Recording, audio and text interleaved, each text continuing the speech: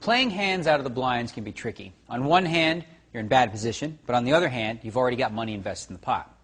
Let's say you're playing in a $10, $20 limit hold'em game and are in the big blind with 7-8 offsuit.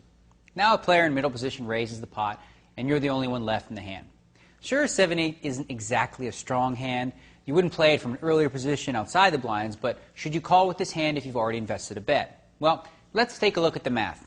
Your opponent has thrown in $20 already. There's $5 in there from the small blind, and you should also count the 10 you've already put in. That adds up to $35.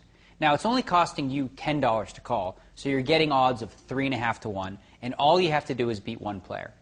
7-8 offsuit isn't going to be a favorite over most of the hands your opponent is raising with, but since you're getting 3.5 to 1 odds, it doesn't have to be. If your opponent raised with ace-king, for example, then your 7-8 is less than a 2 to 1 underdog. Things change even more drastically, though, if you're playing no-limit hold'em when antes are added into the pot. Let's say you're in a hold'em tournament and are once again in the big blind. This time, your hand is 6-4 offsuit. There are 9 players at your table, and each who've anteed 100 with blinds of 4 and 8. Right off the bat, there's 2,100 in the pot.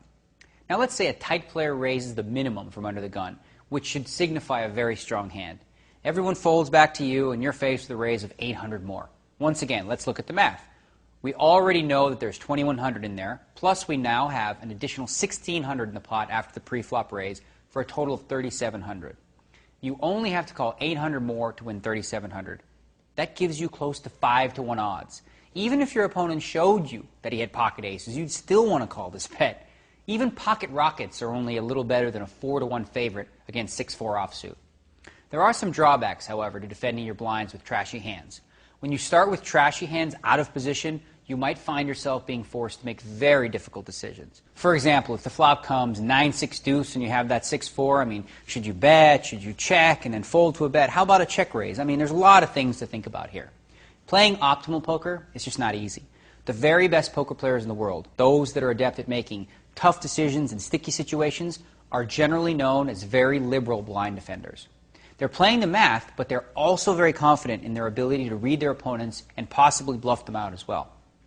Ideally, that should be you as well. You want to strive to be a blind defender, but it's not a route I would choose to teach beginning players. As a beginning player, you'd probably be better off folding some of the garbage hands in the big blind so you don't make big mistakes later in the hand. Even the best pros, they won't defend their big blind with 7 deuce offsuit. Well, with the exception of Gus Hansen, who's known to be extremely loose. Okay? By defending your blinds more often and contesting more pots from the big blind, you'll also be sending a message to the rest of the table that your big blind is not for sale, and they shouldn't bother trying to steal it since you're coming. Now that's a table presence that really works. If I know that a player in the big blind will only call a raise with a very strong hand, I would never give him a break and apply maximum pressure on him.